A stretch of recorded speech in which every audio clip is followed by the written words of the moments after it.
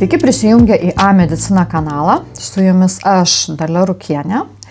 Ir čia, kaip visada, galite girdėti pokalbius, kurie įkvepia, kurie skatina ir su kuriais norime tobulėti. Ir šiandien kalbame su psichoterapeute Lina Bliūdžiene, kuri nusprendė užduoti klausimus man.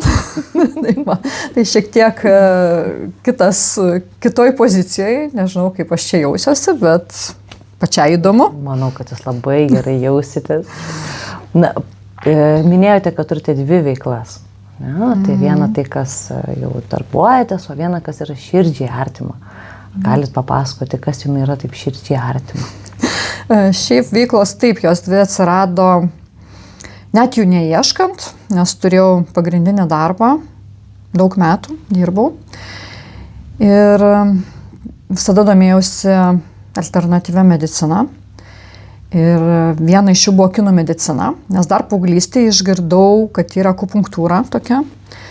Ir man pasirodė kažkokia mistika, bet aš negalėjau niekaip tos minties pamesti, kad įduria adatą ir jinai veikia žmogų taip, kad labai daug ką galima pakeisti, net ligas išgydyti.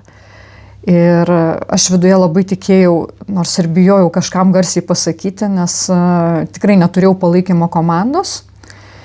Dėl to tarsi viena buvau, paskui aišku atsirado draugų ir mes pradėjom ieškoti literatūros, pradėjom knygų ieškoti. Tada lietuvių kalba iš vis nieko nebuvo, bet mes puikiai mokėjom rusų kalbą. O net 80 metais turiu išleistą knygą Maskvoje gydytojams akupunkturistams. Tai va tokia buvo mano pirma kelionė.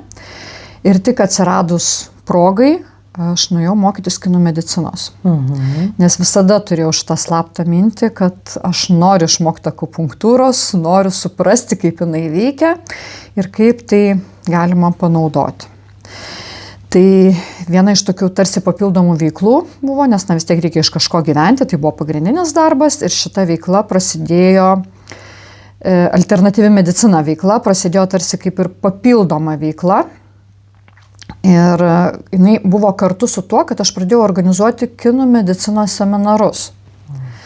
Ir kartu mokytis, ir kartu organizuoti. Tai vat, kaip ir sakau, tos veiklos. Jūs nekviesdavot lektorius kažkokius, ne? Buvo Dalia Sekmokienė, kuri man pasiūlė tai daryti, organizuoti jo seminarus, ką aš ir pradėjau daryti. Ir aišku, darant, aš pati tą žinias rijau, nes buvo be galo įdomu. Ir buvo tik tai 2 lektoriai Lietuvoje, kurie vedė kinų mediciną, tai aš studijavau ir kartu organizavau jo seminarus. Ir grupės, nežinau, kažkaip mistiškai susirinkdavo. Ir po 1 metų sekė 2, 3, 4 ir visą laiką klausydavau, kartu dalyvaudavau, nes buvo įdomu. Ir aišku, prasidėjo ta pati praktika. Pirmiausia su moksoterapija. Moksoterapija tai yra tų pačių taškų ir kanalų šildymas pelyno lazdele. Tai yra veikiami taškai, gali būti veikiami karščiu, gali būti veikiami adato akupunktūra, gali būti veikiami refleksoterapija, tai yra tiesiog veikiami pirštu. Tai moksoterapija buvo vienas iš tų arkliukų, kuris mane užvedė, nes labai greitai pamačiau efektą ir aišku, jau nebegalėjau sustoti. Kaip mano gerbiama dėstytoja, kurios jau nebėra, bet jinai man labai kelią stipriai pakrypė šitą linkme, Aleta Chomičenkienė. Jinai buvo mano magistro darbo vadovė, tai sakė, tai yra kelias be pabaigos. Tai tikrai tas kelias yra be pabaigos, nes kuo toliau mokaisi, tuo labiau supranti, kad labai mažai šitame kelyje dar žinai. Tai veiklos kaip ir liko abidvi. Viena darbo su žmonėmis, nes aš tą labai myliu ir, kaip sakau, širdis dainuoja, dirbant ateinant į kabinetą. Ir kita yra toliau seminarų organizavimas, tik tai aš jos praplečiau. Tai yra ir alternatyvios medicinos, ir alopatinės medicinos. Dėl to ir kanalas vadinasi A-medicina, tai yra ir alternatyvi, ir alopatinė kartu, nes labai noriu, kad šitos medicinos kuo toliau, to glaudžiau eitų, kas po truputėlį jau vyksta ir mane labai džiugina. Ir šitos dvi kryptis man jos yra neatsiejamos. Tai yra ir organizuoju, tuo pačiu aišku dalyvauju ir mokausi ir šiek tiek turiu darbo su žmonėmis. Tai yra tos pačios terapijos, kurios yra praktika ir netgi, kaip sakau, neatsiejama mano gyvenimo dalis. O kokie žmonės pas jūs ateina? Pas mane ateina jau tie žmonės, kurių kelias jau užsidaręs ir jie jau nebežino, kur eiti. Ir sako, aš pas jūs atėjau, nes, girdėjau, kad jūs kažką padarot ir kažkas įvyksta. Nieko aš kitko nepadarau, bet gal tiesiog ateina laikas žmogui jau ateiti pas mane. Nes kinų medicina yra ne tik medicina, yra ir filosofija.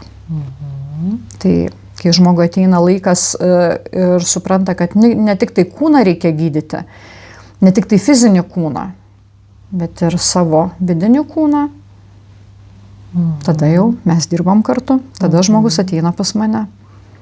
O tai kaip vyksta tas procesas? Žmogus ateina ir kas tenais? Labai skirtingai. Bet dažniausiu atveju pradedu nuo masažo terapijos.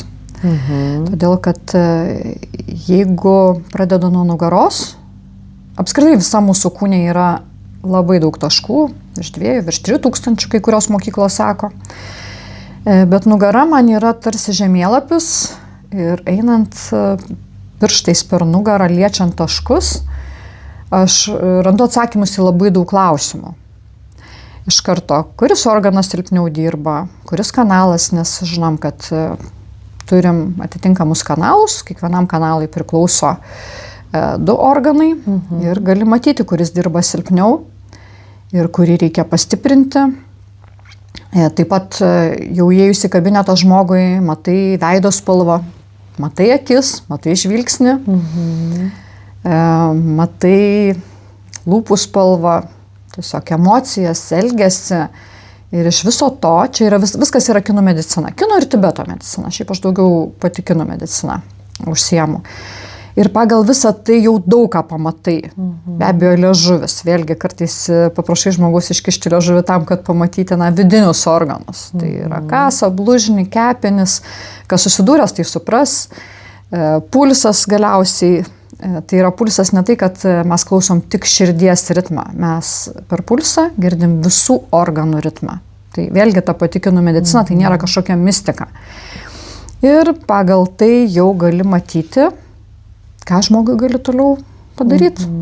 O tai kaip emociškai žmogus jaučiasi pas jūs pakliuvęs? Visko būna. Turbūt kaip ir pas jūs.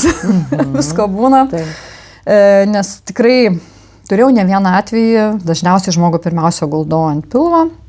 Kaip sakau, kad pradėti dirbti su nugara. Tai būna taip, kad aš įeinu į kabinetą, žmogus guli, aš pradedu plautis rankas, žmogus pradeda verkti. Sako, aš nežinau, man nieko nenutiko.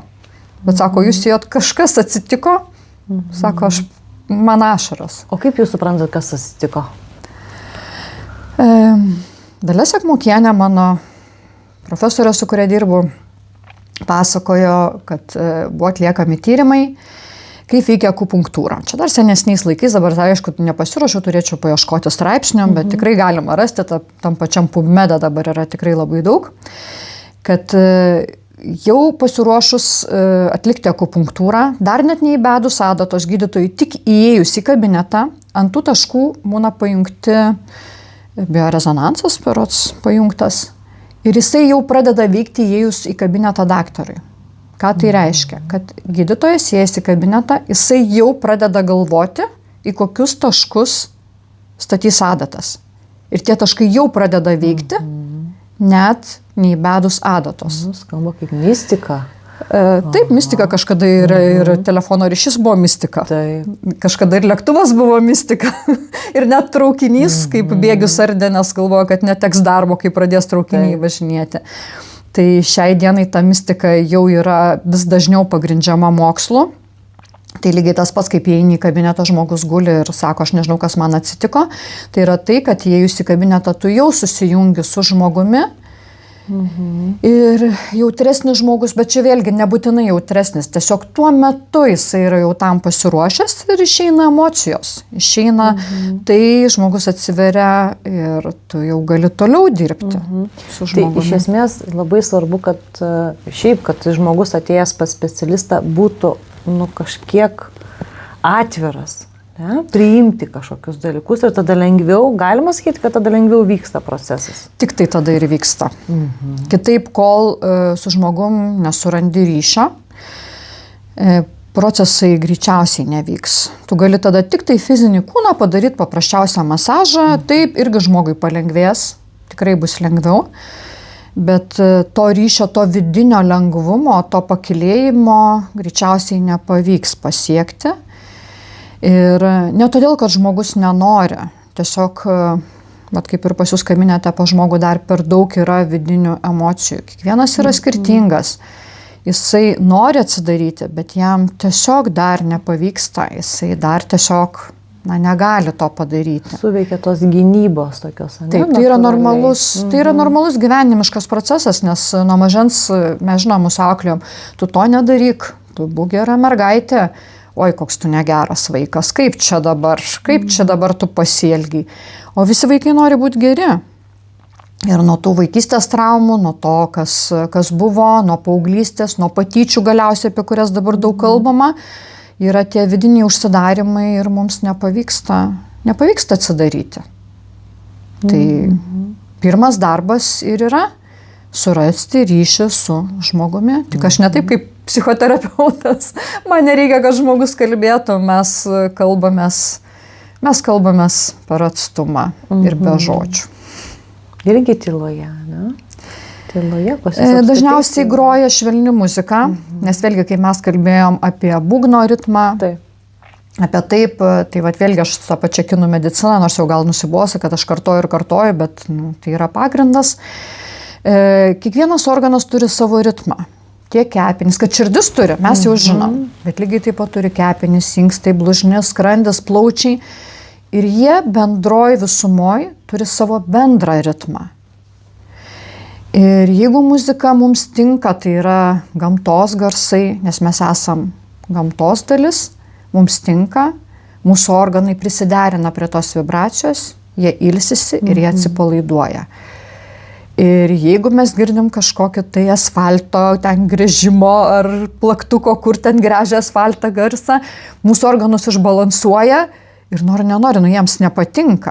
Mes nesąmoningai nenorim ir jeigu jautresnis žmogus net prasideda toksai vidinis arzulys ir žmogus nesupranta kodėl.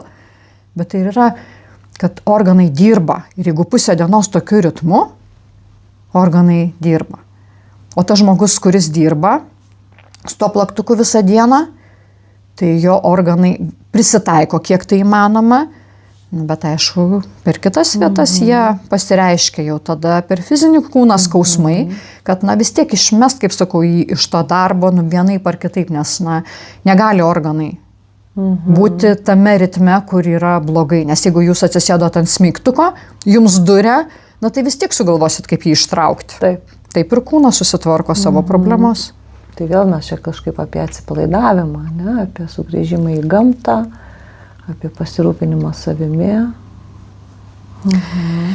Taip, dažnai netgi žmonėm, kai klasė, sako, ką man dabar daryti, kokie namų darbai. Dažnu atveju sakau, išeiti į mišką. Tiesiog išeiti į mišką pusę valandos pasivaikščioti. Bet pagal dabartinius žmonės esu turėjęs tokių įdomių atvejų ir ne vieną, kai mes šnekam, tarsi eini į mišką, taip einu, bet matau, kad nėra kažkokios tai duris uždarytos. Ir man taip įdomiai pačiai buvo, kad išsikalbėjom, kad žmogus, jisai eina į mišką, taip, atlieka tai, ką mes šnekėjom, bet jis įsideda ausinukus. Ausinukus su muzika. Eina į mišką, bet eina su ausinukais. Tai vėlgi tai, ką mes dabar tik ir aptariam, tai tas pati vibracija ir per ausis, per tą emociją, mes nelaikom pačio kūno miške. Mes tarsi apsupam save mišku, žalia spalva, bet organams neleidžiam būti. Susilieti ir pasiimti tai, ko mes atėjom į mišką. Labai džiaugiuosi, kad dabar yra miško terapija, nes aš pat pradžio, kai išgirdau, turiu prisipažinti, man net juokingai nuskambėjo, galvoju, taip, dabar dar pradėsim, dar ir į mišką pradėsim mokytis eiti. O pasirodo, kad reikia to žmonėm, nes aš pati užaugau, galiu sakyti miške, bet ne ta prasme, bet aš tiesiog sportavau orientacinį ir kiekvieną dieną būdavo miške. Visus savaitgalius, visas varžybas darydavo per visas atostogas. Dėl to aš tą galiu įvardinti, tarsi užaugau miške, nes mus išmokino mišką mylėti, būti su juo, būti kartu. Ir koks man buvo nustebimas, kai sužinojau, kad miško terapijoje prisiliesti prie medžio mokina. Ir žmonėms buvo keista. Ir man žmogus sako, tu žinai, kai prisilieti prie medžio, jisai siubuoja. Nu va, galvoju. Prisigyvenimo. Ot naujiena, ne? Bet iš kitos pusės tai buvo supratimas man, kad žmogui tą reikia pasakyti. Pasirodo, čia man aišku, kad atsirėmus į medį ir atsipalaidavus, tu pajauti jo siubavimą. O kitas žmogus to nejautė. Tai va tokie įdomus atradimai buvo man. Ir aš labai apsidžiaugiau, galvoju, kaip smagu, kad vis tik tai yra ta miško terapija. Ir dabar jau turėčiau patikslinti, bet kiek žinau, netgi ir Klaipėdos universitetas jau turi programą miško terapeuto. Tai vėlgi, tai yra džiugu. Ir labai tikiuosi, kad bus taip, kaip man teko Japonijoje susidurti, kad poliklinikose nuėjęs žmogus gali gauti ne tik vaistus, bet šeimos, sakykime, gydytos turbūt pagal lietuviškus standartus, pagal Lietuvos mediciną įvardinčiau taip, kad šeimos gydytojas gali paskirti tą pačią miško terapiją, paskirti moksoterapiją, paskirti reiki seansus, kas irgi atrodo mistika, ką ten rankas laiko ir kažkur kažkas vyksta, ir paskirti tos pačius vaistus. Ir viskas yra vienoje poliklinikoje. Tai ta siekiamybė jau po truputėlį jau jinai ateina, nes žinau klinikų, kuriuose yra reiki seansai, yra reiki kabinetai. Žinau klinikų jau čia dabar populiaru, kadangi pati išsilaikiau akupunktūros licenciją, kad akupunktūristai jau vis populiarėja. Ir tai nėra, kad, sudėjo datėlės, kažkas tenais įvyko. Bet supranta, kad veikia jos. Dar nežinau kaip, bet jau jos veikia. O tai kokia tada jūsų idealiausia yra sveikatos sistema? Kaip ir paminėjau, pratęsiu, kai atėjo žmogus pas šeimos gydytoją šiai dienai pagal esančią sistemą ir paskyrė tikrai tai, ko žmogui reikia. Tai gali būti alternatyvios medicinos, gali būti alopatinės medicinos. Jeigu reikia vaisto, paskiria vaistą. Bet prie to pačio vaisto paskiria, sakykime, ar tą pačią miško terapiją, ar psichoterapiją, ar reiki seansus, akupunktūrą. Tai yra tai, ko reikia. Ir dabar tenka dažnai bendrauti su ta pačia Edita Juodžbaliene, kuri yra onkologijos puikia daktarė. Ir kaip jinai perėjo į alternatyvę mediciną, jinai neperėjo čia, aš atsiprašau, dabar suklydau, jinai tiesiog prijungė alternatyvę mediciną, tai man labai gražu žiūrėti, kaip jinai tą puikiai daro. Tai ir sako, reikia viską derinti, turi būti ir viena, ir kita. Nes jeigu tu sveikatinsies, atėjęs tu lengviau priimsi visą vakarų gydymą. Net tos pačius vaistus, kurie išgydė, sutvarkė, nors vaistai negydo, jie tik tai sutvarko tam kartui problemą, juos lengviau organizmas išves. Lengviau atsistatys. Greičiau pereis vėl prie savo ritmo. Nes vaistai sutvarko tą problemą tuo metu. Bet dažniausiai jie sudaro kitą problemą. Tai kad tos kitos problemos arba išvengti, arba tik tai minimaliai ir kuo greičiau su jie atsisveikyti, tam jau yra alternatyvi medicina. Tai, sakau, tas pats Japonijos variantas, man jisai buvo idealus. Pamiršau paminėti žoles, taip, tas pačias žoles arba tą pačią aromaterapiją, kurią dabar irgi jau pripažįstam ir taip pat Klaipėdos universitete yra aromaterapeuto jau specialybė, galimybė irgi įsigyti. Bičių ta pati terapija, arklių, delfinų terapija, kurią turim vieninteliai Europoje, tai tikrai, nes čia dėl kitų turbūt dalykų bando Turkijoje irgi kažką lyginti, bet ten daugiau yra pramogos variantas, terapiją turim tik tai Klaipėdoje. Ir Brigita Kreivinienė, kurią tą pačią kalbinau, kuri yra specialistė ir gali iki smulkiausių detalių paaiškinti, kaip tai veikia. Ta pati kinezoterapija, tai yra visa tai, kas yra viename. Nes vaistas, galiausiai užteks mums ryti tos vaistus, kiekgi galima. Ir negadinkim savo kūno, nes mes jį vienintelį turim, saugokim tai. Kaip čia mes gražiai pakalbėjom. Dar labai smalsu paklausti, Tai kokių didžiausių rezultatų yra pavykę pasiekti savo kabinete? Arba nebūtinai didžiausių, bet tai, kas labai strigo arba... Taip, didžiausių tai net nežinočiau, kaip vertinti, kas yra didžiausia. Nes kiekvienas rezultatas, net ir mažiausias rezultatas, jisai yra labai labai džiuginantis. Nes kai žmogus ateina jau praradęs viltį ir tą viltį jisai suranda dirbant kartu, tai jau yra rezultatas. Vilties grąžinimas. Taip. O rezultatų turim tikrai įvairiausių ir pradedant nuo pačių organų, nuo veiklos pagerinimo, kai iki tokių stiprių, nenoriu ligų minėti, nes vėlgi tam yra specialistai, o mes dar nepasiruošę, kad alternatyvi medicina gali padėti tikrai su sunkiom diagnozėm. Bet, sakykime, ta pati vidinė darna, kada žmogus gali koncentruotis, gali priimti adekvačius sprendimus, gali nuraminti protą, tai šitas akivaizdžiai yra pasiekiama ir matoma. Aš pati atlikau tyrimą, netgi 2 tyrimus, vieną naudojant moksoterapiją, kitą naudojant taškinį masažą galvos ir pečių. Ir tai buvo vidinės darnos tyrimas, kurį įeina klausimai būtent koncentracija, miego pagerėjimas. Man pačiai buvo netikėta, kad labai didelio proporcija įvyko pagerėjimas. Aš pati to nesitikėjau. Ir dabar toks pavyzdys atėjo, kai moteris, kuris sakė, aš negaliu užmigti iki 2 nakties ir 5 aš jau keliuosi. Tiesiog toks ritmas, sakau, tai kiek metų taip? O Jėzau, sako, bando skaičiuoti, jau sako, 15 metų aš taip gyvenu. Man tai atrodo siaubinga. Ir po mano seansų, po mano tyrimo, kai jinai buvo viena iš tų dalyvių, kurie dalyvavo mano tyrime atliekant. Čia konkrečiai buvo moksoterapijos tyrimas. Jinai susitinka mane, sako, Dalia, aš miegu. Sako, aš 11 valandą nueinu miegoti ir sako, aš iki 6 išsimiegu. Aš taip galvoju, kadangi ten buvo atliekama 10 seansų, štai paklausiau, aišku, labai malonu, kaip sakau, toks medus ant širdies, galvoju, norėčiau tikrai tikėti, kad čia būtent šitie seansai padėjo, bet taip viduje man toks tai kirba, galvoju, dar taip, galvoju, nejaugi po 10 seansų gali vykti, čia jau stebuklų prilygsta.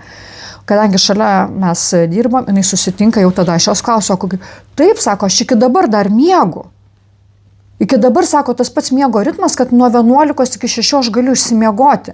Kai 15 metų žmogus negalėjo užmigti ir pamiegoti daugiau negu 4-5 valandas. Tai čia man buvo toks atsakymas ir pasiekimas, kuris gal labiausiai įsiminė. Gal pavadinčiau taip, nes tai, nežinau, kiek didžiausias, bet tai vienas iš tų, kuris man labai labai įsiminė. Taip. O toliau žmonių, aišku, turinčių, kaip pavyksta išeiti iš...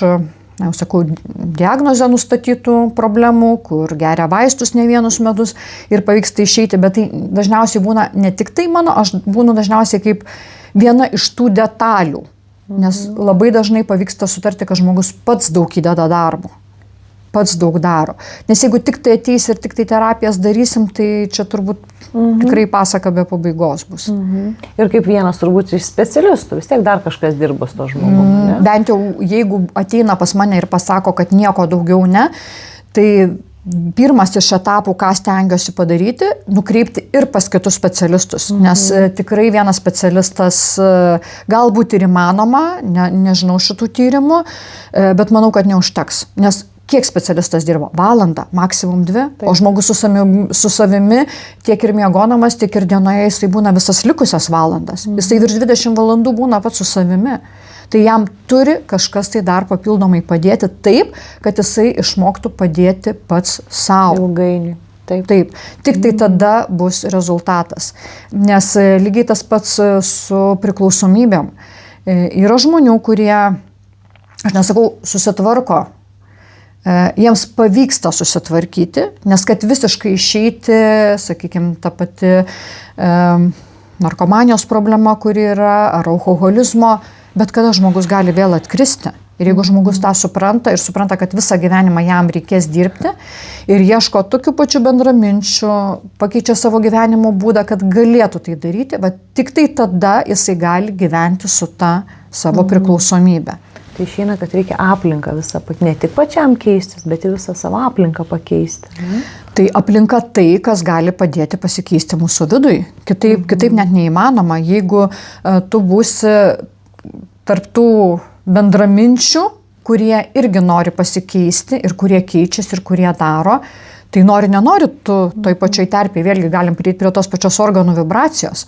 Nes jeigu yra bendraminčiai, tos pačios mintis, tas pats laukas, kuris vibruoja, keičia mūsų organų vibraciją, mes esame visi bendroje terpėje ir keičiamės. Ir mūsų organų veikla, ir mūsų smegenų veikla, kurios taip pat kaip dirba osteopatai, lygiai taip pat. Jie jaučia tą pačią vibraciją, jaučia kitą vibraciją, kurios mes nežinome, nes mums atrodo tik širdis pulsuoja. Jie jaučia dura mater pulsą, kuris irgi yra apčiuopiamas. Jie jaučia ir jie gali padėti keisti pulsui, kuris keičia visų kitų organų veiklą. Kaip vyksta gydymas, tik tai taip vyksta. Arba jau aišku tada operacija, kur jau chirurgai operuoja. Arba žmogus operuojasi pats per vibracijas, per savo organų ir mąstymo keitimą, arba jau tada eina pas chirurgą, kuris išoperuoja.